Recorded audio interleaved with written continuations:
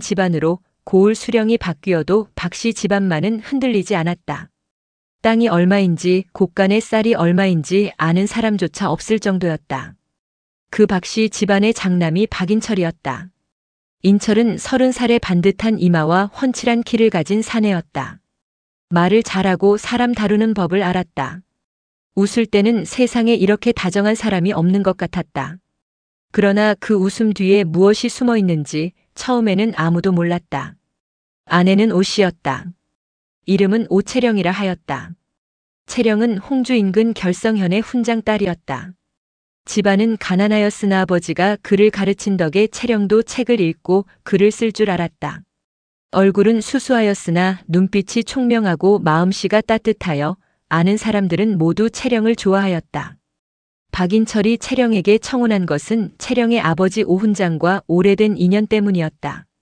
오훈장이 젊어서 박씨 집안 아이들을 가르친 적이 있어 연이 닿은 것이었다. 혼인 첫날 채령은 시어머니에게 큰절을 올렸다. 시어머니 강씨는 채령의 위아래를 훑어보고 입을 삐죽 내밀었다. 가난한 훈장딸이 굴러들어왔군. 허허. 채령은 고개를 숙였다. 그것이 시작이었다. 혼인한 지 반년이 지나도록 채령에게 아이가 생기지 않자 시어머니 강씨는 매일같이 채령을 닥달하였다. 씨도 안 바치는 년이 밥은 축낸다. 저 몸으로 이 집에 뭘 보태겠어? 채령은 참았다. 남편 인철이 자신 편을 들어줄 것이라 믿었다. 그러나 인철은 어머니 앞에서 채령을 단 한 번도 두둔하지 않았다. 혼인 2년째 되던 겨울 채령의 눈에 이상이 생겼다. 처음에는 눈앞이 뿌옇게 흐려지는 정도였다. 그러다 사물의 윤곽이 뭉개졌다. 색이 사라졌다. 그리고 어느 날 아침 잠에서 깨어난 채령은 완전한 어둠 속에 있었다. 눈이 멀어버린 것이었다. 의원이 왔다. 고개를 저었다. 눈 안에 혈맥이 막혔습니다. 손쓰기가 어렵습니다. 채령은 충격 속에서도 울지 않았다. 보이지 않는 눈으로 남편의 손을 더듬어 잡으며 말하였다. 걱정 마세요. 눈이 안 보여도 밥은 짓고 빨래는 할 수 있어요. 인철은 채령의 손을 잡았다. 그 순간만큼은 따뜻하였다. 그러나 그 온기가 얼마나 빨리 식어버릴지 채령은 아직 몰랐다. 강씨의 구박이 2배가 되었다. 이제는 말로만 괴롭히지 않았다. 밥상에 모래를 섞었다. 뜨거운 물을 채령이 지나가는 길 앞에 쏟았다. 채령이 더듬더듬 걷다가 뜨거운 물에 발을 대이면 강씨는 웃었다. 못 보는 것이 조심을 해야지. 채령은 이를 악물었다. 남편 인철은 점점 집에 들어오지 않았다. 사흘에 한 번, 닷새에 한 번. 들어와도 채령의 방에는 발길을 끊었다. 그러던 어느 봄날, 채령은 부엌옆 장독대 뒤에서 우연히 목소리를 들었다. 시어머니와 인철이 낮은 목소리로 무언가 이야기하고 있었다. 채령은 눈이 멀었기 때문에 귀가 예민해져 있었다. 발소리만 들어도 누구인지 알 수 있었고 저 멀리 사랑채에서 나누는 대화도 조각조각 들을 수 있었다. 윤씨 집딸이 마음에 든다. 윤 참판이 허락만 하면. 저 눈먼 것은 어떻게 할 거냐? 알아서 처리할 것이오. 채령의 심장이 내려앉았다. 처리. 그 단어가 귓속에서 메아리 쳤다. 채령은 그날 밤 자리에 누워 눈을 크게 떴다. 물론 보이는 것은 없었다. 그러나 마음의 눈으로는 선명하게 보였다. 자신이 이 집에서 어떤 존재인지, 남편이 자신을 어떻게 보는지. 사흘 뒤 시어머니가 채령에게 차를 가져왔다. 몸이 약해 보이니 이거 마셔. 강씨가 직접 차를 가져온 것은 혼인 이후 처음 있는 일이었다. 채령은 잔을 받아들었다. 이상한 냄새가 났다. 쌉싸래하면서 묘하게 달착지근한 냄새. 채령은 눈이 멀고 나서 냄새에 극도로 민감해져 있었다. 평소에 맡던 차 냄새가 아니었다. 마시거라, 왜 안 마시냐? 강씨의 목소리가 재촉하였다. 채령은 잔을 입술에 가져갔다. 그리고 마시는 척 고개를 기울이면서 소매 속으로 차를 쏟았다. 맛이 좋네요, 어머님. 강씨가 만족스러운 소리를 내며 방에서 나갔다. 채령은 소매를 들여다보려 하다가 볼 수 없다는 것을 다시 한번 깨달았다. 대신 손가락으로 소매 안쪽을 문질러 보았다. 끈적한 느낌이 났다. 손가락 끝에서 묘한 열감이 올라왔다. 채령은 그것이 무엇인지 알았다. 밭꽃 뿌리에서 나오는 독이었다. 아버지가 약초를 가르쳐 주면서 절대 손대지 말라 하였던 것. 소량으로는 약이 되지만 많이 쓰면 마비가 오고 결국 죽음에 이른다. 채령은 조용히 소매를 내렸다. 온몸이 얼어붙는 것 같았다. 그러나 표정은 바꾸지 않았다. 죽이려 한다. 내 남편과 시어머니가 나를 죽이려 한다. 그 밤 채령은 도망칠 것을 결심하였다. 그러나 채령이 먼저 움직이지 못하였다. 독차를 마신 다음 날 새벽 채령이 짐을 싸려는 찰나 방문이 열렸다. 2명의 사내였다. 마님, 서방님이 부르십니다. 낯선 목소리였다. 집안의 머슴들이 아니었다. 채령은 그것을 발소리로 알았다. 집안 사람들의 발소리는 다 외우고 있었다. 서방님이 어디 계세요? 따라오시면 됩니다. 채령은 손을 내밀었다. 누군가가 팔을 잡아 이끌었다. 바깥으로 나갔다. 새벽 공기가 찼다. 발밑에 풀이 느껴졌다. 곧 흘길이 되었다. 길이 점점 거칠어졌다. 채령은 속으로 숫자를 세었다. 100걸음, 200걸음, 500걸음. 마을을 벗어났다는 것을 깨달았다. 서방님이 어디에 계신 거예요? 대답이 없었다. 채령의 심장이 빠르게 뛰기 시작하였다. 또 500걸음. 발밑이 낙엽으로 바뀌었다. 나뭇가지가 얼굴을 긁었다. 경사가 가팔라졌다. 산이었다. 이게 무슨 짓이에요? 놔주세요. 채령이 버둥거렸다. 사내들이 힘으로 제압하였다. 채령을 거칠 개바닥에 내동댕이 쳤다. 채령은 무릎과 손바닥이 돌에 긁혀 피가 났다. 황급히 일어나려 하였다. 발소리가 멀어졌다. 그리고 완전히 사라졌다. 정막. 채령은 눈을 크게 떴다. 물론 아무것도 보이지 않았다. 손을 앞으로 뻗었다. 나무줄기가 잡혔다. 그 주위로 손을 더듬었다. 낙엽, 돌, 흙. 사방이 산이었다. 누구 없어요. 목소리가 산에 부딪혀 돌아왔다. 메아리뿐이었다. 채령은 그 자리에 무릎을 꿇고 앉았다. 눈이 멀어 있었다. 어디 있는지 몰랐다. 어떤 방향으로 가야 마을이 나오는지 몰랐다. 해가 어디에 있는지도 몰랐다. 그때였다. 저 멀리서 소리가 들려왔다. 낮고 길게 늘어지는 울음소리. 늑대였다. 채령은 숨을 참았다. 늑대 울음이 한 마리가 아니었다. 2마리, 3마리. 서로 화답하듯 번갈아 울었다. 가까웠다가 멀어지고 멀어졌다가 다시 가까워졌다. 채령은 나무줄기를 양손으로 잡고 천천히 일어섰다. 생각해. 지금 당장 생각해야 해. 아버지가 산에 데려갔을 때 가르쳐준 것들이 머릿속에 떠올랐다. 늑대는 약한 것을 안다. 쓰러지거나 떨면 안 된다. 나무 위로 올라가면 늑대는 못 따라온다. 불이 있으면 쫓아낼 수 있다. 불. 채령은 손을 더듬었다. 치마 주머니에 부싯돌이 있었다. 늘 갖고 다니던 것이었다. 눈이 멀고 나서 밤이나 낮이나 구분이 없어진 뒤로는 항상 품에 지니고 다녔다. 주변을 더듬어 마른 나뭇가지를 모았다. 낙엽을 긁어 모았다. 손이 떨렸다. 부싯돌을 부딪히는 것이 쉽지 않았다. 1번, 2번, 3번. 늑대 울음이 더 가까워졌다. 4번, 5번. 낙엽에서 연기 냄새가 났다.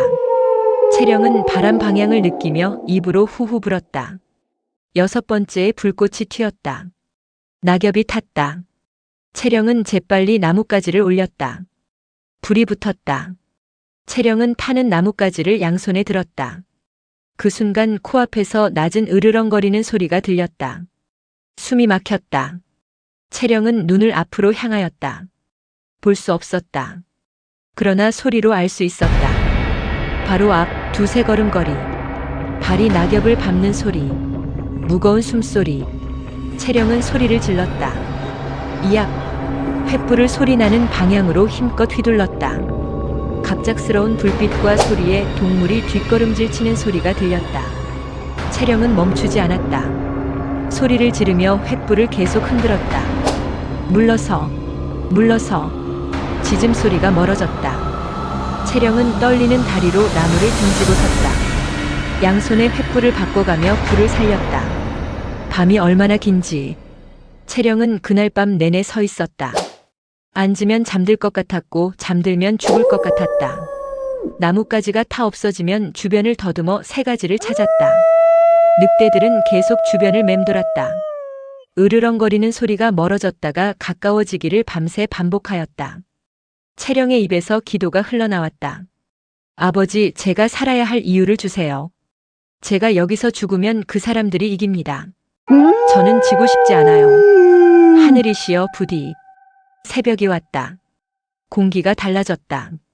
채령은 새벽을 냄새로 알 수 있었다. 밤 공기와 새벽 공기는 달랐다. 이슬 냄새, 새소리. 늑대들이 물러갔다. 채령은 그 자리에 주저앉았다. 손이 불에 데었다. 다리가 굳었다. 온몸이 떨렸다. 그래도 살아있었다. 채령은 피 흘리는 손을 가슴에 모았다. 살았다. 살았어. 그때였다. 저 멀리서 발소리가 들렸다. 채령은 긴장하였다. 사람인지 짐승인지 구분할 수 없었다. 두 발이었다. 사람이었다. 거기 누구 있어? 남자 목소리였다. 젊은 목소리. 채령은 소리를 질렀다. 여기 있어요. 여기요. 발소리가 가까워졌다. 빠르게. 이런 세상에. 누군가 채령 앞에 멈추었다. 다치셨소? 눈이 왜? 눈이 안 보여요. 손도 불에 데었어요. 제발 도와주세요. 목소리가 갈라졌다. 밤새 소리를 질러서였다. 걱정 마시오. 내가 있어. 남자는 주저하지 않았다. 채령의 손을 들여다보더니 옷자락을 찢어 감았다. 등에 업었다. 꽉 잡으시오. 채령은 낯선 등에 업혔다. 넓은 등이었다. 따뜻하였다. 채령은 그 등에서 처음으로 눈물을 흘렸다. 소리 없이 그냥 흘러내렸다. 남자는 아무 말도 하지 않았다. 산길을 내려가면서 채령이 나뭇가지에 긁히지 않도록 몸을 낮추었다. 길이 미끄러울 때는 발을 멈추고 천천히 내려갔다. 한참을 가서 따뜻한 곳이 느껴졌다. 다 왔어. 여기는 내 움막이요. 초라하지만 당분간 쉬어가시오. 남자가 채령을 자리에 눕혔다. 불을 피웠다. 물을 끓였다. 이름이 어떻게 되시오? 채령은 잠시 망설였다. 오채령이에요. 나는 양도훈이요. 이 산에서 약초를 캐며 지내고 있어. 혼자서요? 혼자요. 채령은 도훈의 목소리를 들었다. 거칠지 않았다. 낮고 차분한 목소리였다. 아기가 없었다. 채령은 오랜 시간 눈이 멀어 지내면서 목소리로 사람을 읽는 법을 익혔다. 왜 산속에 혼자 계세요? 그쪽은 왜 이 깊은 산속에 혼자 계셨소? 채령은 잠시 침묵하였다가 말하였다. 버려졌어요. 도훈도 잠시 침묵하였다. 나도 버려진 셈이요. 세상에. 그것이 두 사람이 나눈 첫 대화였다. 도훈은 의원 집안 출신이었다. 한양에서 아버지를 따라 의술을 배우던 중 아버지가 어느 권문세가의 치료를 잘못하였다는 누명을 쓰고 옥에 갇혔다. 아버지는 옥중에서 돌아가셨고 도훈은 가산을 모두 빼앗기고 쫓겨났다. 도훈은 복수를 꿈꾸며 몇 해를 버텼다. 그러나 상대는 너무 거대하였다. 결국 지쳐 이 산속으로 들어와 약초를 캐며 살고 있었다. 그 권문세가가 누구예요? 채령이 물었다. 도훈은 한 박자 쉬었다. 홍주 박씨 집안이요. 채령의 숨이 멎었다. 박씨 박인철의 집안이요? 그렇소. 박인철의 아버지 박정도가 아버지한테 누명을 씌웠어. 어떻게 그 이름을 아시오? 도훈이 돌아보았다. 채령은 잠시 말을 잃었다가 천천히 말하였다. 박인철이 제 남편이에요. 전 남편. 정적이 흘렀다. 그리고 도훈이 낮게 말하였다. 세상이 좁군. 네. 채령과 도훈은 그날 밤 오래도록 이야기하였다. 박씨 집안이 어떤 집안인지, 겉으로는 점잖은 척하지만 뒤로는 얼마나 많은 사람들의 재산을 빼앗고 목숨을 앗아갔는지, 도훈의 아버지만이 아니었다. 박씨 집안에 의해 망한 집안이 홍주 일대에 셋 넘었다. 채령은 들으면서 주먹을 쥐었다. 그 집안을 무너뜨릴 수 있어요? 어렵소. 고을 수령도 포졸들도 다 박씨 손 안에 있소. 그래도요. 도훈은 채령을 바라보았다. 물론 채령은 볼 수 없었다. 그러나 그 단호한 목소리는 느낄 수 있었다. 방법이 없는 건 아니오. 말해봐요. 증거가 필요하오. 박씨 집안이 저지른 일들을 문서로 남긴 장부가 있을 것이요. 그 집안 같은 곳은 반드시 약점을 기록해 두거든. 관리들한테 뇌물 준 것, 빼앗은 재산 내역. 그것만 손에 넣으면 가명에 직소할 수 있어. 그 장부가 어디 있는지 알아요? 박씨 사랑채 깊은 곳 어딘가에 있을 거라 짐작만 하고 있어. 채령은 잠시 생각하였다. 제가 그 집에 3년 살았어요. 박씨 사랑채 구석구석 발로 다 기억해요. 눈이 안 보여도. 도훈이 멈추었다. 설마 직접 들어가겠다는 건 아니오? 다른 방법이 있어요? 목숨이 위험하오. 채령은 차갑게 웃었다. 어젯밤에도 목숨이 위험하였어요. 그래도 살았어요. 채령이 도훈의 움막에서 지낸 것은 한 달이었다. 그 한 달 동안 도훈은 채령의 눈을 고치려 하였다. 약초에 대한 지식이 풍부하였던 도훈은 채령의 눈을 살펴보고 여러 가지 약초를 달여 눈에 넣기도 희고 마시게도 하였다. 처음에는 아무 반응이 없었다. 그러나 보름이 지났을 때 채령이 말하였다. 뭔가 밝아진 것 같아요. 기분 탓인가요? 천천히 해봅시다. 도훈은 포기하지 않았다. 매일 새벽 산을 올라 약초를 캐왔다. 7가지 재료를 달여 가장 이른 아침 이슬로 씻어낸 약수와 함께 만든 안약을 채령의 눈에 넣었다. 20알째 되던 아침. 채령이 눈을 떴다. 뿌였다. 안개 속 같았다. 그러나 빛이 보였다. 뭔가 보여요. 도훈이 손을 들었다. 지금 손이 보이오? 손인지는 모르겠는데 뭔가 있어요. 흐릿하게. 도훈은 눈을 감았다가 뜨며 가슴을 쓸어내렸다. 한 달이 다 차던 날 아침 채령은 눈을 떴다. 안개가 걷혔다. 처음 보인 것은 움막 천장이었다. 나무와 지프로 엮은 거친 천장. 그 다음은 옆에 앉아있는 도훈의 얼굴이었다. 채령은 오랫동안 그 얼굴을 바라보았다. 도훈은 30 남짓의 사내였다. 눈썹이 짙고 광대뼈가 각진 얼굴. 예쁘다거나 잘생겼다기보다 신뢰가 가는 얼굴이었다. 도훈이 채령을 바라보았다. 보이오? 채령은 고개를 끄덕였다. 눈물이 흘렀다. 보여요. 당신 얼굴이 보여요. 도훈도 잠시 고개를 옆으로 돌렸다. 그의 눈가가 붉어져 있었다. 눈이 돌아온 뒤 채령과 도훈은 계획을 세웠다. 박씨 집안의 장부를 손에 넣는 것. 그것이 전부였다. 그 장부 하나면 박씨 집안이 저지른 수십 년간의 죄악이 드러날 것이었다. 그러나 박씨 집안은 홍주에서 무적이었다. 집안에는 사람들이 들끓었다. 담이 높고 개를 풀어놓았다. 수상한 사람이 얼씬거리면 즉각 포졸이 달려왔다. 채령이 말하였다. 제가 들어갈게요. 무슨 방법으로? 저는 그 집 안을 알아요. 구석구석. 그리고 그 집에는 제가 믿을 수 있는 사람이 한 명 있어요. 박씨 집안 부엌에서 일하는 복실이라는 여종이었다.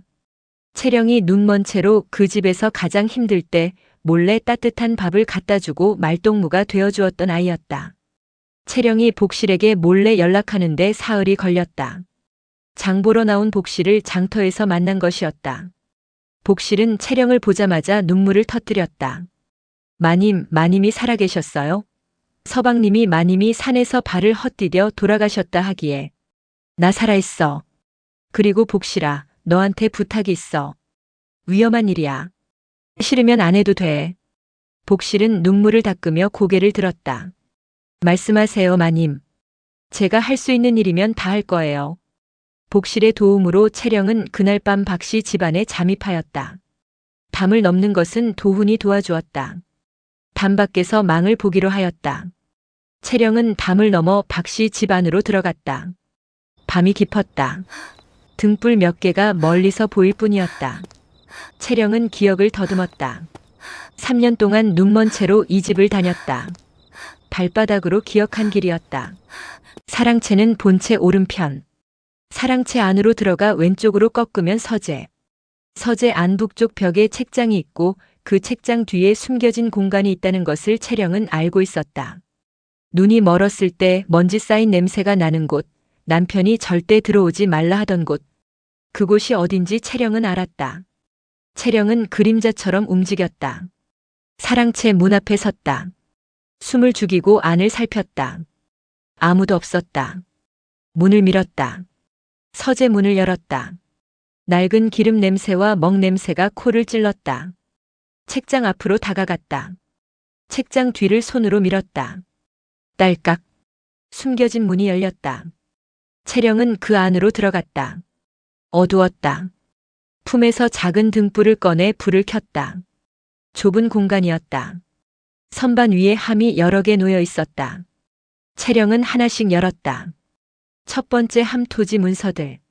두 번째 함 알 수 없는 계약서들. 세 번째 함 채령은 손이 굳었다. 빼곡하게 적힌 이름들. 그리고 그 옆에 쓰인 액수들. 홍주 고을 수령, 가명 아전, 포청 별감. 뇌물을 준 날짜와 액수가 낱낱이 기록되어 있었다.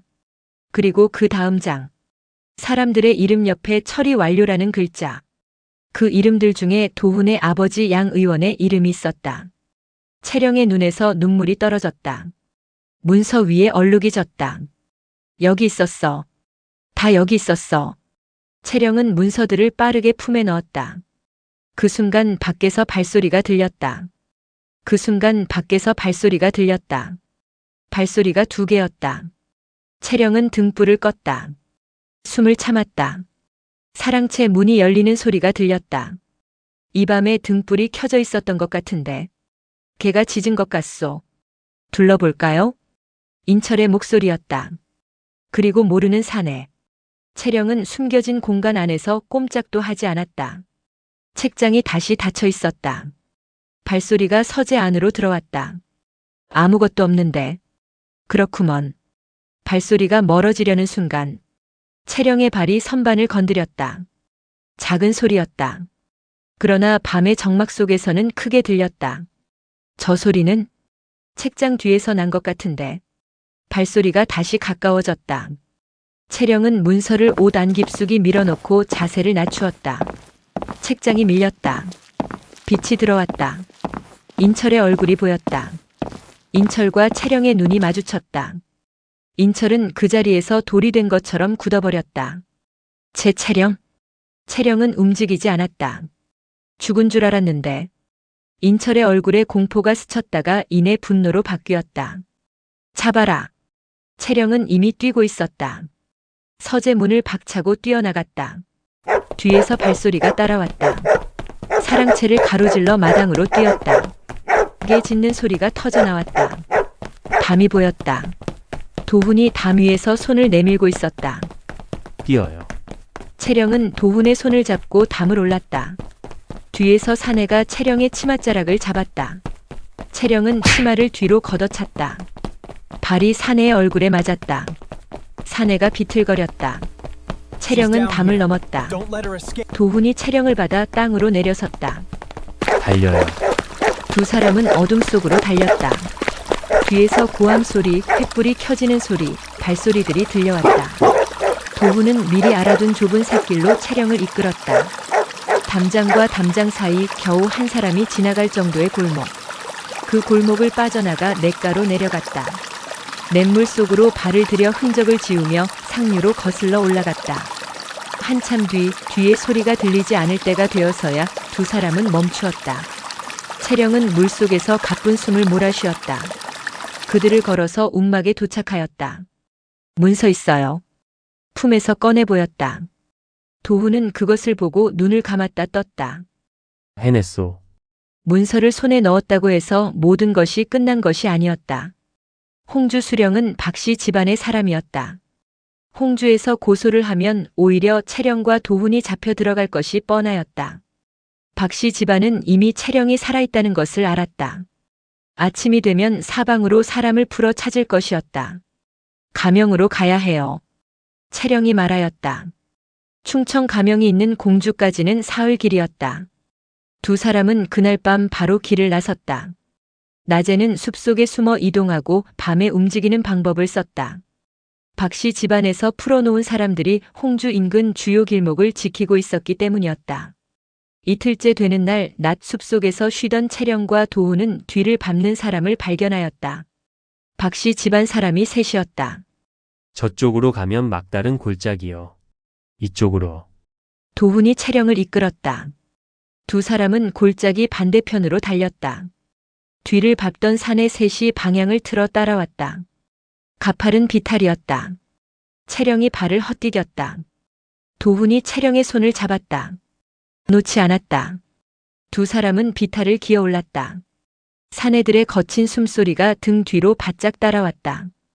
비탈 위에 큰 바위가 있었다. 도훈이 채령을 바위 뒤로 밀어 숨겼다. 그리고 혼자 돌아섰다. 도훈 씨, 숨어 있으시오. 사내 셋이 비탈 위로 올라왔다.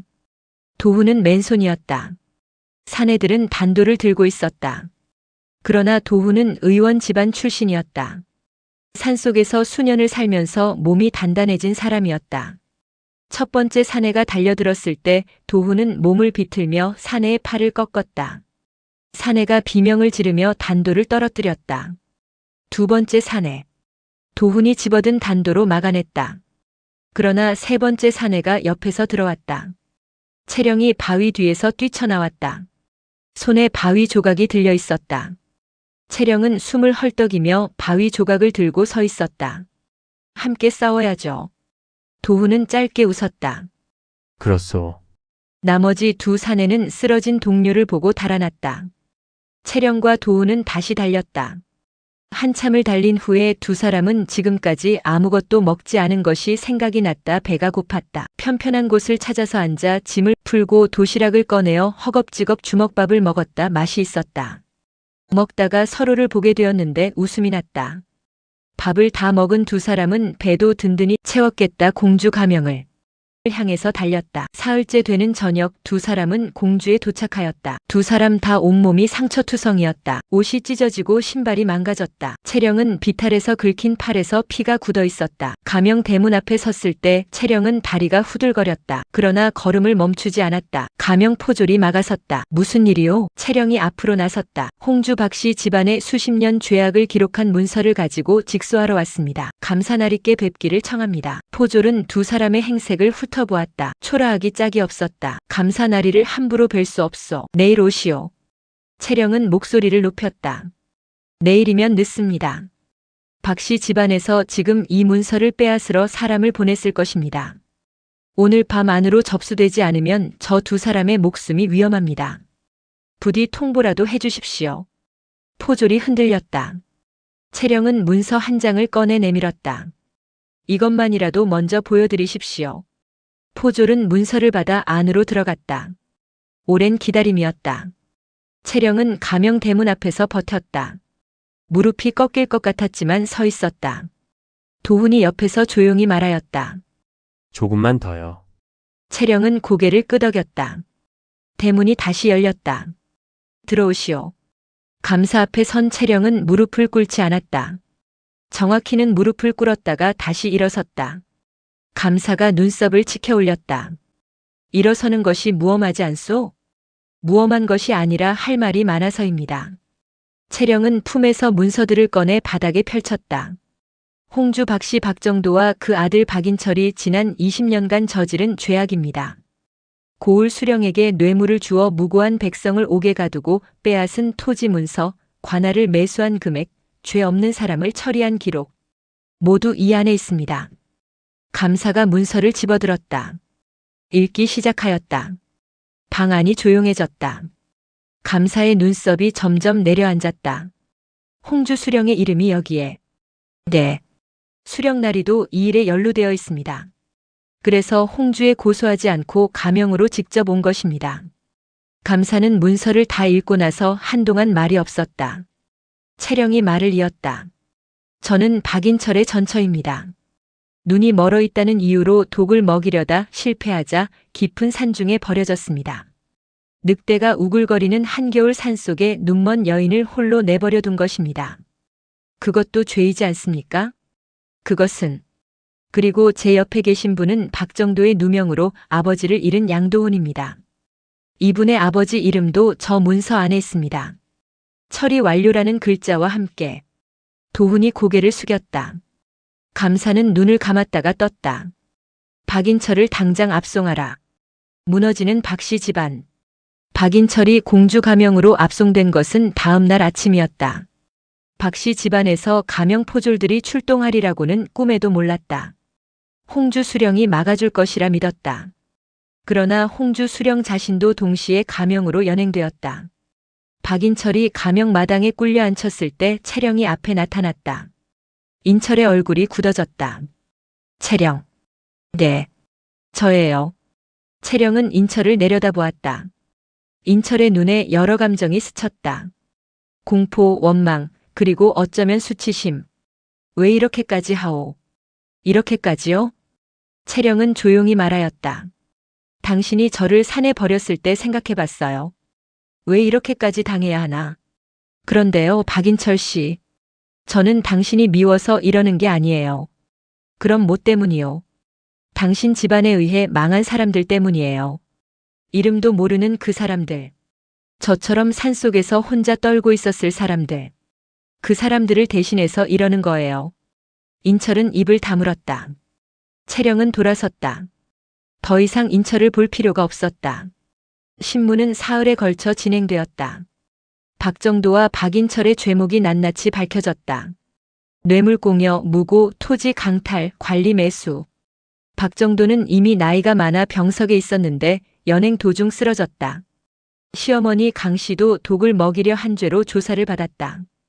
박인철은 파직에 유배 5년이 선고되었다. 재산은 몰수되어 피해를 입은 백성들에게 돌려주어졌다. 도훈의 아버지 누명은 공식적으로 풀렸다. 판결이 끝나던 날 저녁. 채령은 가명 담장 밖 느티나무 아래에 혼자 앉아 있었다. 하늘이 붉게 물들었다. 오랜만에 보는 노을이었다. 눈이 다시 보이게 된 이후로 처음으로 차분하게 하늘을 올려다보는 것 같았다. 그날 이후 줄곧 달리기만 하였다. 산속에서 도망치면서 가명으로 오면서 처음으로 멈추어 앉은 것이었다. 도훈이 옆에 와서 앉았다. 괜찮소? 응. 말이 짧아졌다. 도훈도 그냥 두었다. 한참 뒤 채령이 말하였다. 사실 무서웠어요. 처음 산에 버려졌을 때부터 지금까지 내내. 한 번도 안 무서운 때가 없었어요. 그래 보이지 않았소. 무서운 걸 얼굴에 내보이면 안 될 것 같아서요. 내보이면 그게 약점이 되니까. 강한 사람이오. 채령은 고개를 저었다. 강한 게 아니에요. 그냥 포기하기가 싫었어요. 그 사람들이 이기는 게 너무 억울해서. 도훈은 고개를 끄덕였다. 둘은 한동안 말없이 노을을 보았다. 채령이 물었다. 이제 어떻게 할 거예요? 아버지 누명이 풀렸으니 한양으로 올라가 의원 일을 다시 하려오. 당신은? 저는. 채령은 잠시 생각하였다. 아버지 보러 결성에 가려고요. 오래 못 봤거든요. 그렇소. 잠시 침묵이 흘렀다. 도훈이 조심스럽게 말하였다. 결성이 한양 가는 길목에 있소. 채령이 도훈을 바라보았다. 도훈은 시선을 피하지 않았다. 채령은 천천히 웃었다. 그러네요. 그로부터 2해가 흘렀다. 공주 가명의 판결 기록은 충청도 일대에 퍼졌다. 홍주 박씨 집안의 몰락은 오랫동안 사람들 입에 오르내렸다. 그리고 그 집안을 무너뜨린 것이 한눈먼 여인이었다는 이야기도. 결성에서 아버지 오훈장을 만난 채령은 오래도록 아버지 품에서 울었다. 오훈장은 딸의 이야기를 다 듣고 나서 아무 말도 하지 않고 그냥 안아주었다. 한참 뒤에 말하였다. 내가 내 딸이어서 자랑스럽다. 채령은 결성에서 서당을 열었다. 아이들에게 글을 가르치는 것이었다. 오훈장이 했던 일을 딸이 이어받은 셈이었다. 처음에는 아이들 몇 명이었다. 소문이 나서 점점 늘었다. 채령은 아이들에게 글만 가르치지 않았다. 세상을 보는 눈을 가르쳤다. 억울할 때 어떻게 해야 하는지, 무서워도 옳은 일을 어떻게 해야 하는지, 도훈은 한양에서 의원 일을 다시 시작하였다. 그리고 한 달에 한 번 결성으로 내려왔다. 한 번은 이틀, 한 번은 사흘. 그렇게 조금씩 머무는 날이 길어졌다. 어느 봄날 채령의 서당마당에 살구꽃이 피었다. 도훈이 그 꽃 아래에서 채령에게 말하였다. 내가 그 산속에서 당신을 처음 봤을 때 말이오. 예? 손이 불에 대어 있고 온몸이 긁혀 있고 눈이 안 보이는데 혼자서 불을 피워 늑대를 쫓아낸 사람을 봤어. 그때 생각했소. 이 사람은 반드시 살아남겠다고. 채령은 옅게 웃었다. 살아남았네요. 그렇소. 그러니 이제는 행복해도 될 것 같소. 채령은 고개를 들어 살구꽃을 보았다. 흰 꽃잎이 바람에 흩날렸다. 눈이 돌아온 이후로 가장 아름답다고 생각한 순간이었다. 그러게요. 채령이 말하였다. 이제 행복해도 될 것 같네요. 살구꽃이 채령의 어깨 위에 내려앉았다. 지금까지 긴 이야기 들어주셔서 감사합니다. 이야기가 즐거우셨다면 구독, 좋아요, 알림 설정 꼭 부탁드립니다. 여러분 모두 좋은 일만 가득하길 바랍니다.